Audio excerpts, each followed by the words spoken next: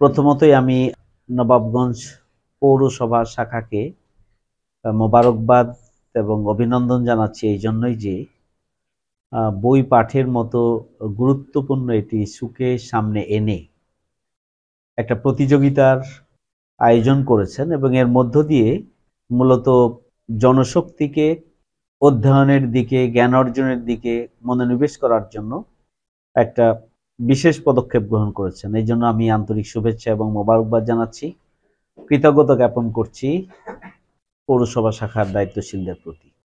Social মিডিয়ার বর্তমান যুগে প্রতিনিয়তই অধ্যয়নের প্রতি মানুষের অনীহা, অনাগ্রহ তৈরি হয়েছে এবং সাইকোলজিক্যাল এমন একটা পরিস্থিতি তৈরি হয়েছে যে বইয়ের ওপরে মনোনিবেশ করে সেখান থেকে কিছু অর্জন করার মানসিকতাটাই ধীরে ধীরে লোপ পাচ্ছে। সংগঠনের শপথের জনশক্তি যারা, তাদেরকে তাদের নলেজকে, জ্ঞানকে সমৃদ্ধ করার জন্য, পাঠ্যাভ্যাস বৃদ্ধির জন্য, পাঠ্যাভ্যাসে প্রতিযোগিতার মানসিকতা তৈরির মধ্য দিয়ে নিজের জ্ঞানগত অর্জনকে সামগ্রিকভাবে এগিয়ে নেওয়ার জন্য চাঁপাইনবাবগঞ্জ পৌরসভা শাখার এই উদ্যোগ নিঃসন্দেহে প্রশংসনীয়। স্বাভাবিকভাবে আমরা বায়াত গ্রহণ করেছি। বায়াতের একটা মর্যাদার অনুভূতি এবং বায়াত গ্রহণের প্রয়োজনীয়তা সামগ্রিকভাবে আমরা অনুভব করেই বায়াত গ্রহণ করেছিলাম। আল্লাহ রাব্বুল আলামিন সূরা ফাতহার 10 নম্বর আয়াতে যে আয়াতটি বলেছেন, ইন্নাল্লাযীনা ইউবাইউনাকা ইন্নামা ইউবাইউনাল্লাহ ইয়াদুল্লাহ ফাওকা আইদিহিম, নিশ্চয় হে রাসূল যারা তোমার কাছে শপথ গ্রহণ করেছে তারা আল্লাহর কাছেই শপথ গ্রহণ করে। একই কথা রিপিট, ইয়াদুল্লাহ ফাওকা আইদিহিম, আল্লাহর হাত ছিল তাদের হাতের উপরে। এরপরেই কিন্তু যে কথাটি বলা হয়েছে সেটি আমাদের এই সময়ের জন্য শপথ নেয়ার পরে খুবই গুরুত্বপূর্ণ। আল্লাহ রাব্বুল আলামিন বলছেন, ফামান নাকাসা ফাইন্নামা ইয়ানকুসু আলা নাফসি, এক্ষুনি যারা শপথের উপরে টিকে থাকতে পারলো না তার কুফল তার নিজের উপরই পড়বে। তাহলে প্রথমত কিন্তু তার কুফল তার নিজের উপরে পড়বে যদি শপথের উপরে টিকে থাকতে না পারে। সেকেন্ডলি বলা হলো যে তারা যদি শপথের উপরে টিকে থাকতে পারে তাহলে তার সুফল তার নিজের উপরেই আসবে এবং তাকে অতি শীঘ্রই বড় প্রতিদান, আজরান আজিম, বড় প্রতিদান আল্লাহ দান করবে। তাহলে প্রতিদানের বিষয়টা, শপথের বদলে যে প্রতিদান, বায়াতের বদলে যে বড় প্রতিদান আল্লাহ দান করবেন, সেই প্রতিদান কিন্তু আগে বলা হয়নি, বরং বায়াত লঙ্ঘন করলে তার প্রতিদান তিনি পাবেন সেই কথাটি আগে এখানে উল্লেখ করা হয়েছে। আপনারা দেখবেন যে সূরা তওবার 111 নম্বর আয়াত, আমরা সবাই জানি যে ইন্নাল্লাহা আশতারা মিনাল মুমিনিনা আনফুসাহুম ওয়া আমওয়ালাহুম বিআন্না লাহুমুল জান্নাহ ইউকাতিলুনা ফি সাবিলিল্লাহ ফায়াকতুলুনা ওয়া ইয়াকতালুন। এই যে জান্নাতের বিনিময়ে জান এবং মাল আল্লাহ কিনে নিয়েছেন, আমাদের কাছে আমানত রেখেছেন। জান্নাতের বিনিময়ে জান, মাল, এই যে আদান প্রদানের চুক্তি আল্লাহর সাথে হয়েছে, সেই চুক্তির ব্যাপারে আয়াতের দ্বিতীয় অংশে বলা হচ্ছে ওয়াদাল আলাইহি হাক্কান, আল্লাহর পক্ষ থেকে এটি পাকা ওয়াদা। এই যে চুক্তি, এটা পাকা ওয়াদা আল্লাহর পক্ষ থেকে। ফিত তাওরাত ওয়াল ইনজিল ওয়াল কোরআন, তাওরাত, ইনজিল এবং কোরআনে বর্ণিত ওয়াদা। আল্লাহ বললেন যে এটা ওয়াদা আল্লাহর পক্ষ থেকে, তারপরে বললেন যে পাকা ওয়াদা, তারপরে বললেন যে তাওরাত, ইনজিল, কোরআনে বর্ণিত ওয়াদা, তারপরে বললেন তার চেয়ে বড় ওয়াদা পালনকারী আর কে হতে পারে। একটা বিষয়কে কতবার আল্লাহ বলছেন তার চেয়ে বড় ওয়াদা, আল্লাহর চেয়ে বড় ওয়াদা পালনকারী আর কে হতে পারে। এরপরেই আল্লাহ বলছেন এই বায়াতের উপরে, চুক্তির উপরে, ওয়াদার উপরে, প্রতিশ্রুতির উপরে তোমরা সন্তুষ্ট থাকো। যারা সন্তুষ্ট থাকবে তাদের ব্যাপারে প্রতিদান বলা হয়েছে ওয়াজালিকা হুয়াল ফাউজুল আজিম, তাদেরকে মহা সফলতার অধিকারী বলা হচ্ছে। কাদেরকে? শর্ত হচ্ছে শপথের উপরে, বায়াতের উপরে, চুক্তির উপরে তোমরা সন্তুষ্ট থাকো। তার মানে হচ্ছে টিকে থাকো, তার মানে হচ্ছে অনুসরণ করো, তার অর্থ হচ্ছে মেনে চলো, শপথের আলোকে তোমার জীবনকে পরিচালনা করো, তাহলে তোমরা মহা সফলতার অধিকারী হতে পারো। তাহলে দেখেন যে মহা সফলতার অধিকারী হওয়া যাবে বায়াত গ্রহণ করলে। বায়াত গ্রহণ করলে আল্লাহর কাছেই বায়াত গ্রহণ করা হয়। বায়াত গ্রহণ করলে আল্লাহ তাকে শীঘ্রই বড় পুরস্কার দান করবেন, এগুলো আমাদের জানা। এমনকি বায়াত গ্রহণ করলে আল্লাহ সন্তুষ্ট হয়ে যাবেন, সেই কথাটিও কিন্তু 18 নম্বর আয়াত সূরা ফাতার বলা হচ্ছে যে লাকাদ রাদিয়াল্লাহু আনিল মুমিনিনা ইয ইউবাইউনাকা তাহতা আশ-শাজারা ফাআলিমা মা ফি কুলুবিহিম ফাআনজালাস সাকিনাতা আলাইহিম ওয়া আসাবাহুম ফাতহান কারীবা। এই হুদায়বিয়ার সন্ধির সময়ে যে বায়াত, আল্লাহ রাসূলের জীবনে অনেকগুলো বায়াত সংঘটিত হয়েছে। আকাবার প্রান্তরের প্রথম বায়াত, দ্বিতীয় বায়াত, তৃতীয় বায়াত, বিভিন্ন যুদ্ধের সময় বায়াত হয়েছে। এটা বায়াতে রেদওয়ান, খুবই প্রসিদ্ধ বায়াত, এবং এই বায়াতটাই বায়াতে রেদওয়ান হলো। এই বায়াতটা ছিল পরিস্থিতি মোকাবেলা করার বায়াত। উদ্ভূত পরিস্থিতি কি ছিল? উসমান রাদিয়াল্লাহু আনহুকে মক্কায় পাঠানো হয়েছে, সেখান থেকে ফিরে আসতে ওনার দেরি হয়েছে। রাসূল সাল্লাল্লাহু আলাইহি ওয়াসাল্লামের সাহাবীদের কাছে খবর এসেছে যে উসমান রাদিয়াল্লাহু আনহুকে হত্যা করা হয়েছে। এই খবর শোনার সাথে সাথে সাহাবীগণ আল্লাহ রাসূলের হাতে হাত রেখে শপথ গ্রহণ করেছিলেন, যদি উসমান রাদিয়াল্লাহু আনহুকে হত্যা করা হয় তার বদলা আমরা নিব। অথচ সেই সময়ে মদিনা থেকে বদলা নেওয়ার জন্য মক্কায় গিয়ে বদলা নেওয়া অথবা উসমান রাদিয়াল্লাহু আনহুকে উদ্ধার করে আনাটা একটা অসম্ভব ধরনের চ্যালেঞ্জ ছিল। কিন্তু সেই চ্যালেঞ্জ, তারা যেহেতু উসমান রাদিয়াল্লাহু আনহুকে আটকে রাখা হয়েছে অথবা তাকে হত্যা করা হয়েছে, সুতরাং তার প্রতিশোধ নিতে হবে। এই যে ইমানি শক্তি, ইমানি জজবা, ইমানের নিষ্ঠা, দুঃসাহসিকতা, শাহাদাতের তামান্না, তার প্রতি কিন্তু সন্তুষ্ট হয়ে গিয়েছিলেন আল্লাহ মহান রব্বুল আলামিন। এবং সন্তুষ্ট হয়েই তিনি বলছেনটা কি? আল্লাহ বলছেন ফাআলিমা মা ফি কুলুবিহিম। আল্লাহ তাদের অন্তরের খবর জানতেন, তাদের অন্তরে আকুতি, আকাঙ্ক্ষা, চেতনা, অনুভূতি, ইমানি দৃঢ়তা, এবং যে কোনো পরিস্থিতিতে উসমান রাদিয়াল্লাহু আনহুর হত্যার বদলা নিতে হবে, এই মানসিকতা, এটার প্রতি আল্লাহ বলছেন তাদের অন্তরের খবর আল্লাহ জানতেন। কি হলো? কিছু সময় পরে উসমান রাদিয়াল্লাহু আনহু ফিরে আসলেন। আল্লাহ তাদের অন্তরে প্রশান্তি নাজিল করলেন। আল্লাহ বলছেন ফাআনজালাস সাকিনাতা আলাইহিম। আল্লাহ তাদের অন্তরে প্রশান্তি নাজিল করলেন। ওয়া আসাবাহুম ফাতহান কারীবা, এবং তাদেরকে নিকটবর্তী বিজয় আল্লাহ দান করলেন। তাফসীরকারগণ বলছেন এই বিজয় হচ্ছে মক্কা বিজয়। তাহলে এখানে আল্লাহ পরীক্ষা করেছেন। দেখেন, এমন একটি পরীক্ষা, বায়াতের রেদওয়ান, আল্লাহ সন্তুষ্টির বায়াত, একটা চ্যালেঞ্জ মোকাবেলা করার বায়াত, অসম্ভবকে সম্ভব করে তোলার জন্য নিজেকে উৎসর্গ করার বায়াত। এই বায়াতটার প্রতি আল্লাহ সন্তুষ্ট হয়ে গেলেন এবং তাদেরকে নিকটবর্তী বিজয় দান করার ঘোষণা এখানে বলা হয়েছে।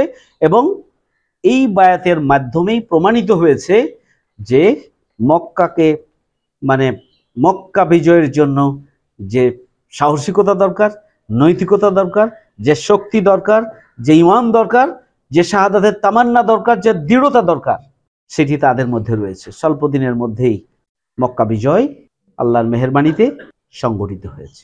তাহলে পরিস্থিতি মোকাবেলা করার বায়াতটাই আল্লাহর কাছে গ্রহণযোগ্য বায়াত হলো সবচেয়ে বেশি, এবং আল্লাহ এদিকে আল্লাহর সন্তুষ্টির বায়াত হিসাবে ইসলামের ইতিহাসে এটি চিহ্নিত হয়ে গেল। আমরা একটা পরিস্থিতি ওভারকাম করছি। এই পরিস্থিতিতে দেখেন, আকাবার প্রান্তরের তৃতীয় শপথ যেটি ছিল সেটি কি ছিল? আকাবার প্রান্তরের তৃতীয় শপথে ছিল যে সকল পরিস্থিতিতেই আমর বিল মারুফ নেহি আনিল মুনকারের কাজ অব্যাহত রাখবে। পরিস্থিতি যতই কঠিন হোক না কেন নেতৃত্বের আনুগত্য করব। এবং তৃতীয়ত ছিল যে কোনো অত্যাচারীর রক্তচক্ষুকে পরোয়া করব না, দুঃসাহসিকতা, কোনো অত্যাচারী রক্তচক্ষুকে পরোয়া করব না। এটি ছিল আকাবার প্রান্তরের তৃতীয় শপথ। তাহলে এই শপথে ওই সময়টা কখন ছিল? শপথের প্রেক্ষিত যদি আমরা বিশ্লেষণ করি তাহলে মদিনা থেকে যারা এসেছিলেন তারা আল্লাহ রাসূল সাল্লাল্লাহু আলাইহি ওয়াসাল্লামের কাছে মক্কার সার্বিক জুলুম নির্যাতন নিষ্পেষণের কথা শুনে তাদের সর্দার যারা ছিলেন তারা তরবারি থেকে তরবারি বের করে বলেছিলেন আল্লাহ রাসূলকে, ইয়া রাসূলুল্লাহ, আপনি নির্দেশ দিন, আমরা এখনই ওকাজের মেলায় যাব এবং যারা এই ধরনের জুলুম নির্যাতন নিষ্পেষণ করছে তাদের বিরুদ্ধে আমরা পদক্ষেপ গ্রহণ করব। আল্লাহ রাসূল সাল্লাল্লাহু আলাইহি সাল্লাম বলেছিলেন, আমি এখনো এই জন্য আদিষ্ট হইনি, এখন পর্যন্ত সেই নির্দেশনা পাইনি যে প্রতিশোধ নিতে হবে। সম্মানিত ভাইয়েরা আমার, তাহলে দেখেন সে কঠিন পরিস্থিতিতে কিন্তু তিনটা মৌলিক বিষয় তারা শপথ গ্রহণ করেছে। আজকের বর্তমান পরিস্থিতিতে সেই তিনটা বিষয় কি প্রাসঙ্গিক নয়? অবশ্যই প্রাসঙ্গিক। পরিস্থিতি যাই হোক না কেন, আমর বিল মারুফ নেহি আনিল মুনকারের কাজ করব, সৎ কাজের আদেশ, অসৎ কাজ থেকে মানুষকে বিরত রাখার কাজ আমরা চালিয়ে যাব। পরিস্থিতি যতই কঠিন হোক আমরা আমার নেতৃত্বের আনুগত্য করব, কোন অত্যাচারীর চক্ষু রাঙ্গানিকে আমরা ভয় পাবো না। এটি ছিল সেই সময়ের বায়াতের মূল প্রতিপাদ্য বিষয়। সে কঠিন সিচুয়েশনে যে বায়াত গ্রহণ করা হয়েছিল, আজকের পরিস্থিতি যদি হিসাব করি আমরা মাত্র কতজন ছিলেন, কিন্তু সেই চ্যালেঞ্জ কি তারা গ্রহণ করেন নাই? সেই হিসাবে বর্তমান পরিস্থিতি কি সেই পরিস্থিতির চাইতে খারাপ? অন্তত আমরা এখন তো ইমানি চেতনার দিক থেকে সেই সংখ্যার চাইতে তো অনেক গুণ সংখ্যা গোটা দুনিয়া। আনুপাতিক হারে ইমানের আনুপাতিক হার বিশ্লেষণ করলে, বিচার বিশ্লেষণ করলে আমরা আশেপাশেও নাই। সেটি হচ্ছে প্রধান বিষয়। সম্মানিত ভাইয়েরা আমার, আমরা শপথ গ্রহণ করেছি। আমাদের এই শপথের চেতনাকে সর্বাবস্থায় যদি আমরা লালন করতে না পারি, তাহলে যে সন্তুষ্টির জন্য, মুক্তির জন্য, কল্যাণের জন্য, দুনিয়ার বিজয়ের জন্য, পরকালে আল্লাহর সন্তুষ্টির জন্য যে আমরা শপথ গ্রহণ করেছি, সেই শপথটা ব্যর্থতায় পর্যবসিত হবে। বরং যে জান্নাতের জন্য শপথ গ্রহণ করেছি, হতে পারে আমাদের জন্য জাহান্নাম বরাদ্দ। যে কল্যাণের জন্য, তা আমার জন্য অকল্যাণ হতে পারে। যে সন্তুষ্টির জন্য, সেই সন্তুষ্টির বদলে এটি আমাদের জন্য অসন্তুষ্টি হতে পারে আল্লাহর পক্ষ থেকে। সুতরাং আমাদেরকে সর্বাবস্থায় বায়াতের উপরে টিকে থাকতে হবে। বায়াতের উপরে টিকে থাকলে প্রথম কথা হচ্ছে, টিকে থাকার জন্য আপনাকে জ্ঞানগত দিক থেকে জ্ঞানের ধারাবাহিকতা অব্যাহত রাখতে হবে। কারণ জ্ঞান মানুষের চেতনাকে নাড়ায়, জ্ঞান মানুষের দৃষ্টিভঙ্গির পরিবর্তন সাধন করে, জ্ঞান মানুষকে চিন্তা গবেষণার মাধ্যমে তার জন্য একটা দর্শন নির্ধারণ করতে সহযোগিতা করে, এবং সেই থিঙ্কিং, সেই দর্শন, সেই দৃষ্টিভঙ্গিকে লালন করেই তিনি ময়দানে কাজ করবেন না তা নির্ধারিত হয়। কোনটা করবেন আর কোনটা করবেন না সেটি নির্ধারিত। এই জন্যই ইসলামী আন্দোলনের কর্মীদের জন্য না, ইমানদারদের জন্যই কিন্তু গোটা দুনিয়ার পরিবর্তনের জন্য প্রথম যে মেসেজ, ইকরা বিস্মি রাব্বিকাল্লাযী খালাক, পড়ো তোমার প্রভুর নামে যিনি তোমাকে সৃষ্টি করেছেন।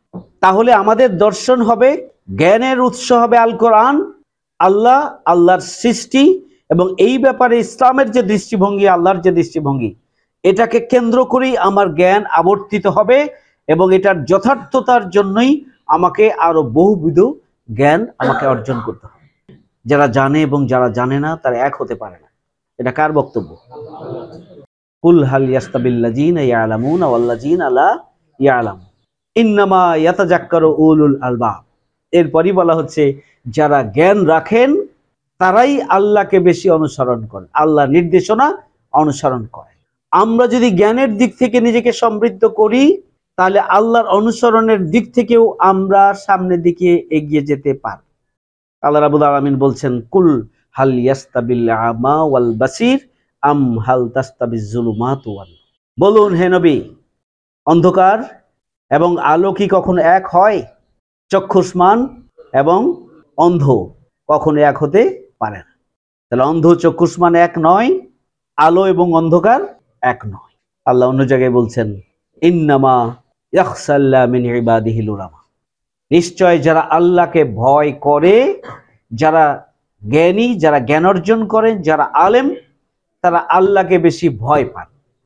তাহলে আমরা যদি যত বেশি জ্ঞান অর্জন করব, তত বেশি আমরা আল্লাহকে ভয় করব। দেখবেন যে আধুনিক দিকে আমরা যদি খেয়াল রাখি, যারা যত বড় সায়েন্টিস্ট, তারা তত বেশি আল্লাহর প্রতি অনুগত হয়ে যায় এক সময়ে। কারণ জ্ঞান অর্জন করতে করতে একটা সময় দেখা যায় যে তাদের সামনে সত্য উদ্ঘাটিত হয়, মিথ্যার পর্দা ছিঁড়ে যায়, এবং এভাবেই আল্লাহর প্রতি তারা সারেন্ডার করেন এবং ইসলামের প্রতি তারা আনুগত্যশীল হয়ে যান।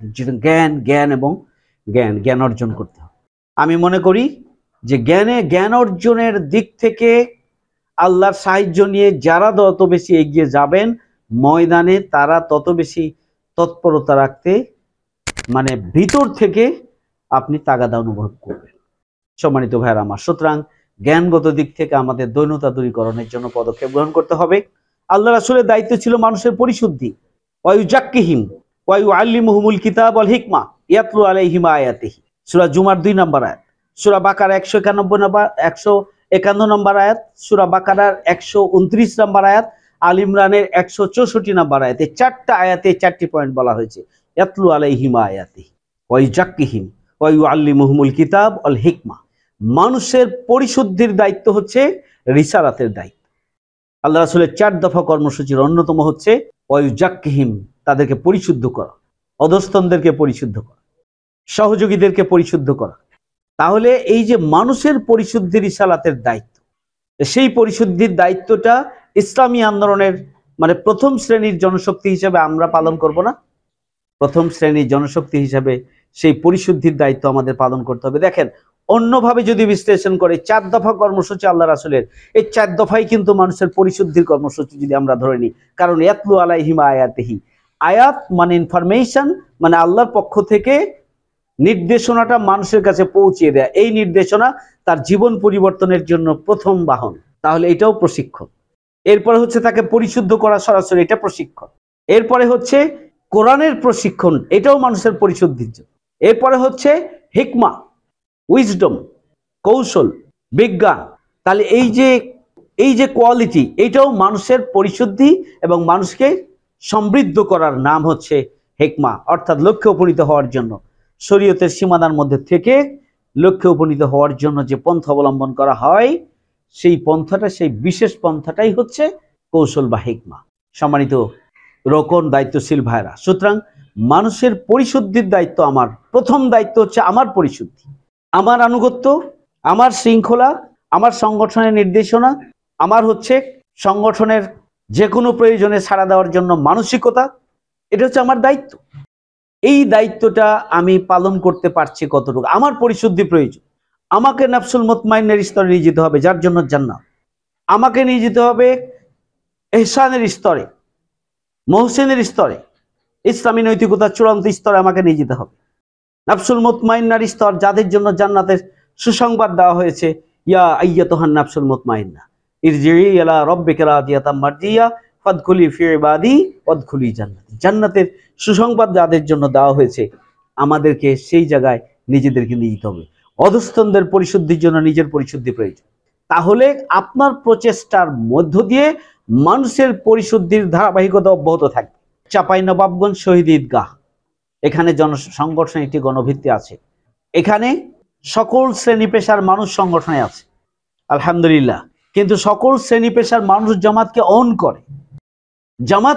করে, কিন্তু জামাতের প্রথম শ্রেণীর জনশক্তির মধ্যে কয়জন সরকারি কলেজের টিচার আছে, কয়জন ডাক্তার আছে, কয়জন ইঞ্জিনিয়ার আছে, কয়জন বড় ব্যবসায়ী আছে, কয়জন প্রভাবশালী আছে, কয়জন সোশ্যাল লিডারশিপ বা ন্যাচারাল লিডারশিপ, যারা সাধারণভাবে মানুষের মধ্য থেকে আল্লাহর দেয়া গুণাবলী অনুযায়ী নরমালি যারা প্রতিনিধিত্ব করার ক্যাপাসিটি রাখে, এমন প্রভাবশালী সামাজিক ব্যক্তিত্ব কয়জন আছে, সেই বিশ্লেষণ আমাদের করতে হবে।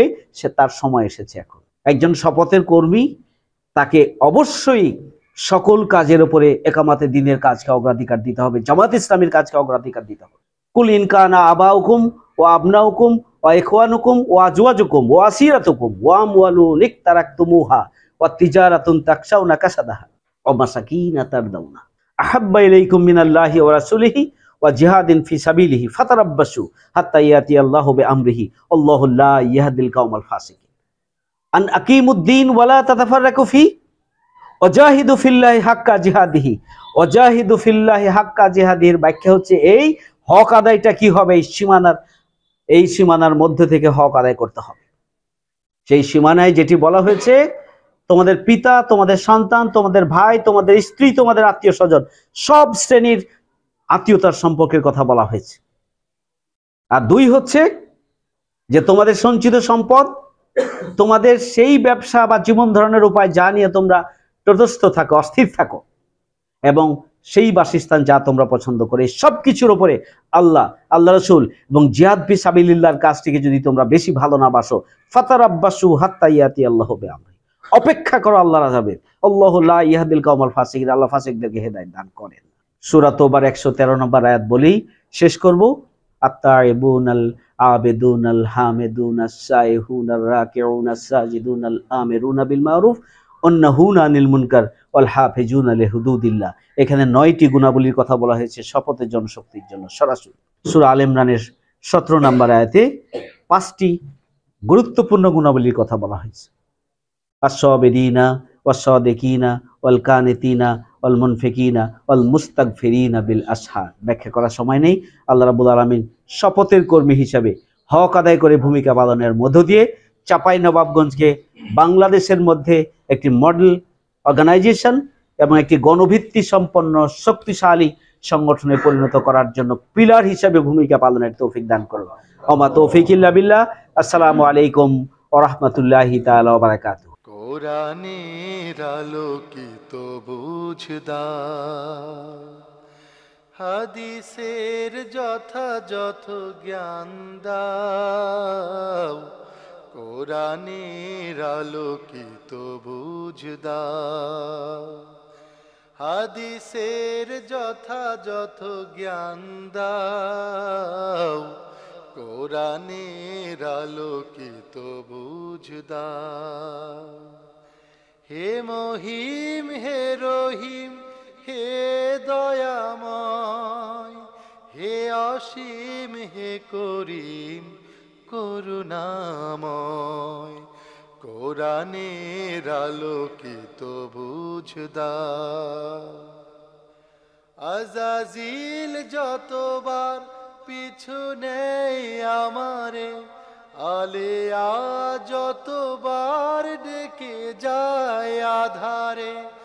আজাজিল যতবার পিছু নেই আমারে, আলেয়া যতবার ডেকে যায় আধারে।